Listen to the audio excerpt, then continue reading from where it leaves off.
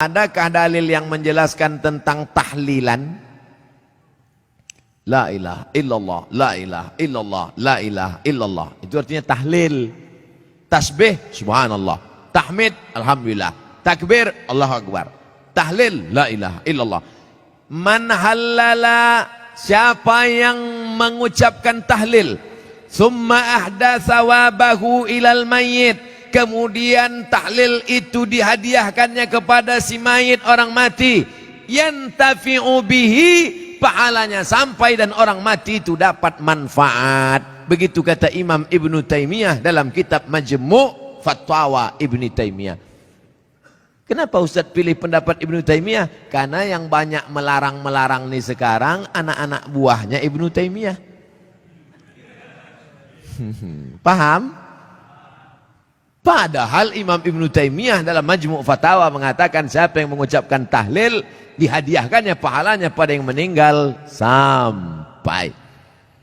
Kalau dimasakkannya bubur kacang hijau, kenapa Ustaz tiba-tiba ingat bubur kacang hijau? Oke, bubur jagung kalau gitu.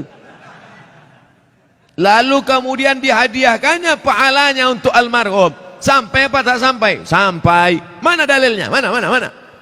Kata Sa'ad, ummi matat, makku mati. Afa atasaddaqu anha, kalau aku bersedekah, pahalanya sampai tak untuk emakku? Kata Nabi, tasaddaq, sampai. Bersedekah enggak? Sedekah. Ayu sadaqatu afdal, apa sedekah yang paling afdal?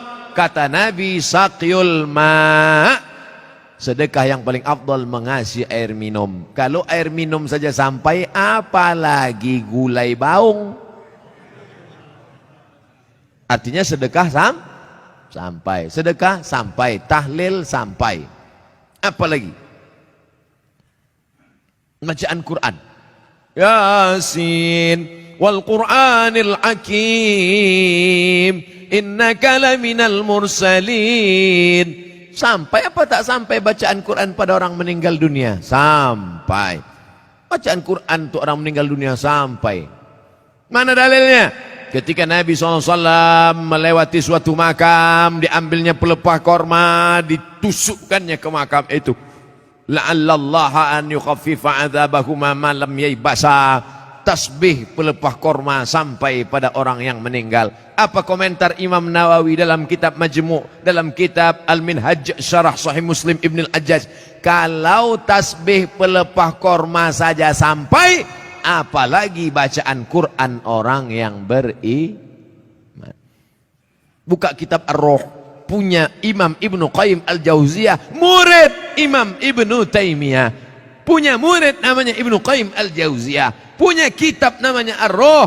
Diriwayatkan sampai kepada Imam Ahmad bin Ambal, lewat di suatu makam, ada orang membaca Al-Quran. Imam Ahmad bin Ambal melarang, tapi orang itu menyebutkan riwayat hadis, ternyata perawinya thiqah, bahwa Nabi punya sahabat namanya Abdullah bin Umar, anak Umar bin Khattab, berpesan, kalau aku mati nanti, bacakan di atas kuburku, pada bagian kepalaku pangkal Al-Baqarah, pada bagian kakiku ujung Al-Baqarah. Itulah dalil bacaan Quran sampai untuk orang yang sedekah sampai, tahlil sampai, baca Quran sampai. Sudah saya sebutkan dalil-dalilnya. Tak juga percaya, saya tak bisa menjawab. Habis sudah.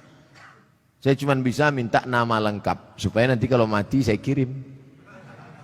Kalau tak sampai, cepat-cepat kasih kabar.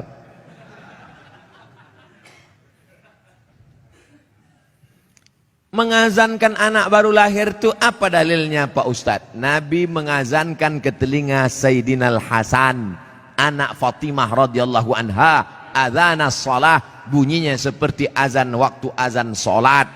Hadisnya disebutkan dalam kitab Sunan At-Tirmidzi. Nama kitab Sunan Tirmidzi, nama lainnya Jami' At-Tirmidzi. Status hadisnya hadisun hasan, hadis paling tinggi sahih, di bawah sahih hasan, tentang mengazankan bayi. Anak saya mengazankan. Allahu Akbar, Allahu Akbar. Tapi tidak kuat macam itu. Terkejutlah dia.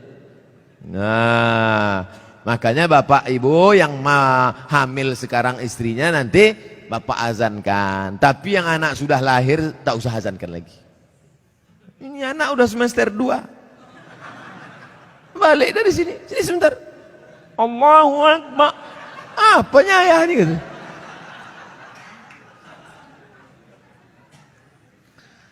Saya mau tanya mengenai pernikahan uang hantaran. Bagaimana menurut pandangan Ustadz kalau si ibu wanita itu meminta uang hantaran mahar yang cukup tinggi? Ada tiga kemungkinan ini. Pertama memang mau bertanya masalah hukum. Yang kedua mau menyindir mak tua dari sini. Yang ketiga mau menawar. Perempuan yang paling baik aqalluha mahran, yang maharnya paling murah. Wahai ibu-ibu, turunkan harga mahar. Sebetulnya yang menetapkan harga mahar ini wali, ayah.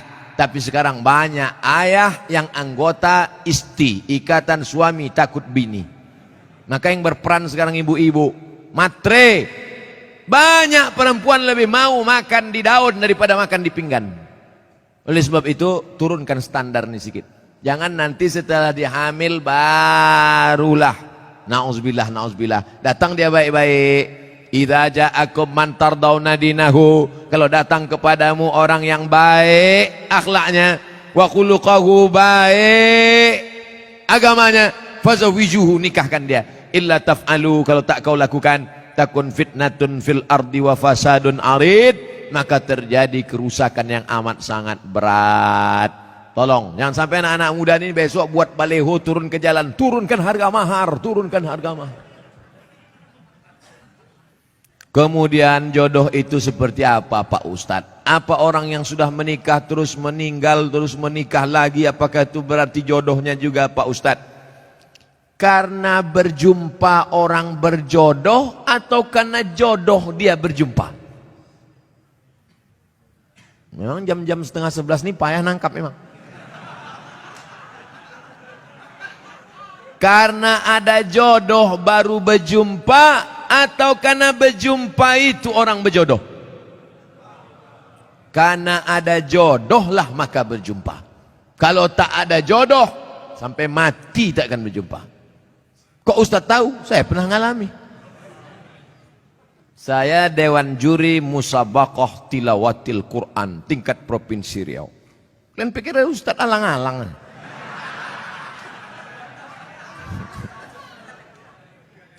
Waktu itu belum nikah. Kata kawan saya, Mat, ku carikan kau perempuan qari'ah hafizoh. Kami Dewan Juri waktu itu. Iyalah, kami pun seminggu kami cari, tak jumpa-jumpa. Setelah saya nikah, tahun berikutnya, pas kami sedang makan nasi goreng, berbisik kawan saya, Mat, yang kita cari tahun lalu, tuh di belakang. Tapi kita udah menikah. Maka kalau tak berjodoh, takkan berjumpa. Karena ada jodoh, itulah maka berjumpa. Oleh sebab itu, jangan nanti yang laki-laki ini banyak salah jawab ini. Papa kok bisa nikah sama mama? Entah salah sambung. Jawabannya mesti kau katakan, aku tak pernah mencari makmu, makmu tak pernah mencari aku, Allah mempertemukan kami. Ibu itu pun dari dapur, so sweet, kata dia. Karena jodoh lah kalian jumpa. Mengapa Tuan Syekh Abdul Rahman digelar dengan Syekh Silau Laut? Syekh Abdul Rahman lahir di Kampung Rau, sekarang masuk Kabupaten Batubara.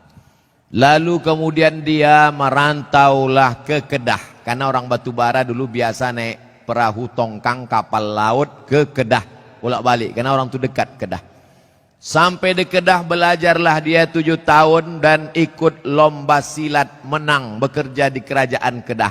Setelah itu melanjutkan pendidikannya ke Tuan Syekh Wan Mustafa Al-Fatani. Fatani sekarang Thailand Selatan, Patani. 7 tahun di Patani, setelah itu dibawalah oleh Syekh Wan Mustafa Al-Fatani ke Makkah Al-Mukarramah. Belajarlah dia dengan ulama-ulama di Makkah, di antaranya Syekh Hasbullah, belajar fikih kepada Syekh Ahmad Khatib Al-Minkabawi. Setelah khatam belajar fikih, belajar tafsir, belajar hadis, belajar tasawuf, baliklah dia ke Rao. Lalu kemudian datanglah kerabat Kesultanan Asahan namanya Tengku Adil. Tengku Adil pun mengasih tanah. Wahai Tuan Syekh Abdurrahman, ini ada tanah. Nama tanah itu Silau Laut. Maka orang menyebutnya tak lagi sebut namanya, tapi Tuan Syekh Silau Laut. Sama macam siapa tu? Tuan Syekh Besilam. Padahal nama aslinya adalah Tuan Syekh Abdul Wahab. Kampungnya di Rokan Hulu, namanya Rantau Binuang Sakti, tempat lahir Syekh Abdul Wahab Rokan. Tapi yang dipakai adalah Syekh Abdul Wahab Rokan. Sekarang jadi Kabupaten Rokan Hulu. Biasa itu. Tuan Syekh mana? Tuan Syekh Fulan. Nama kampungnya yang disebutkan. Tuan Syekh Purbabaru. Padahal namanya Tuan Syekh Mustafa Husain. Nah, jadi nama kampung yang disebut. Itu maka disebut Tuan Syekh Silau Laut karena nama kampung itu. Apa karomahnya Pak Ustadz? Banyak karomahnya disebutkan dalam buku ditulis oleh cucunya. Namanya Tuan Syekh Doktorandus Haji Mansur bin Haji Syekh Muhammad Ali bin Syekh Abdurrahman. Cucunya menulis buku. Ditulis pada masa Gubernur Raja Inal Siregar. Waktu haul dibagikan buku-buku itu. Banyak karomah disebut situ. Apa motivasi orang memasuki tarekat Sattariyah Pak Ustadz? Tarekat itu sampan. Ada sampannya namanya Sattariyah. Namanya nakhodanya Abdullah Sattari. Ada nama sampannya Saziliyah. Nama nakhodanya Abul Hasan As-Sazili. Ada nama sampannya Naqsabandiyah. Nama nakhodanya Bahauddin Naqsabandi. Ada nama sampannya Ahmadiyah. Tapi bukan yang aliran Ahmadiyah yang sesat. Tarekat Ahmadiyah. Nama nakhodanya Sayyidi Ahmadil Badawi. Itu sampannya. Tapi lautannya tetap La ilaha illallah Muhammadur Rasulullah. Jadi yang mau ikut tarekat sama aja macam naik sampan. Lautnya La ilaha illallah. Sampannya macam-macam. Ada yang mau sampan naik speedboat, mau cepat. Ada satu yang naik kapal tongkang kayu. Dia mau slow. Kau tak ikut? Enggak, aku mau menikmati laut ini, mau slow aja. Nah, macam-macam. Begitu lebih kurang gambaran tentang tarekat. Tarekat artinya jalan. Jalan mendekatkan diri kepada Allah Subhanahu wa ta'ala. Apa doa anak terhadap orang tuanya itu sampai? Hadis Sahih Muslim. Idza matal insan, kalau orang mati inqata'a, putus amalnya illa min salasin, kecuali 3. Shadaqatin jariyah, amal sedekah, ilmin yuntafa'u bi, ilmu yang bermanfaat. Yang ketiga, waladin salihin yad'ulah, anak yang soleh. Makanya kita selalu minta doa Rabbi habli minas salihin. Saya ingin sekali mendoakan orang tua saya supaya terbuka pintu hidayahnya, karena kami sangat menyayanginya. Doakan orang tuamu di sujud terakhir saat sholat, sunat, tahajud, witir, duha. Tapi jangan pakai bahasa Indonesia, nanti sholatnya batal. Dalam hati saja. Ya Allah, ayahku ini berhentilah pakai sabu-sabu. Kenapa ketawa? Di masjid kami setiap malam Jumat ada pengajian. Kenapa cuma tiap malam Jumat? Tiap malam lah. Malam Senin fikih. Malam Selasa hadis, malam Rabu akidah, malam Kamis tasawuf, baca Ihya Ulumuddin, malam Jumat stop wirid Yasin, malam Sabtu pengajian akhlak, malam Ahad tablik akbar. Masjid mesti penuh tiap malam, karena kalau tidak kosong masjid. Akan tetapi waktunya dimulai ketika azan sholat isya hendak berkumandang, sehingga jamaah sholat isya pergi ke masjid lain. Apakah sikap Ustadz itu benar membuka pengajian ketika azan isya berkumandang? Habis sholat isya dulu, habis sholat isya baru buka pengajian. Kenapa mesti pas azan isya itu? Sholat isya dulu, habis sholat isya baru buka pengajian. Saya selalu membuka pengajian maghrib. Kalau pengajian di Pekanbaru maghrib. Supaya apa? Supaya orang sholatnya dua, maghrib berjamaah, isya berjamaah. Karena kalau dibuat isya, banyak jamaah datang lambat. Bahkan diumumkan, jamaah ustadz udah terduduk setengah jam. Buat pengajian maghrib ke isya. Di Malaysia kami gitu, maghrib, isya, pengajian. Habis isya, tanya jawab. Efektif. Doa berhajat, dia berhajat naik haji dengan menjual tanah. Namun anak-anaknya melarang, malah minta bagian tanah dibagi sebagai warisan jika orang tua meninggal, sehingga orang tua tak jadi mendaftar haji.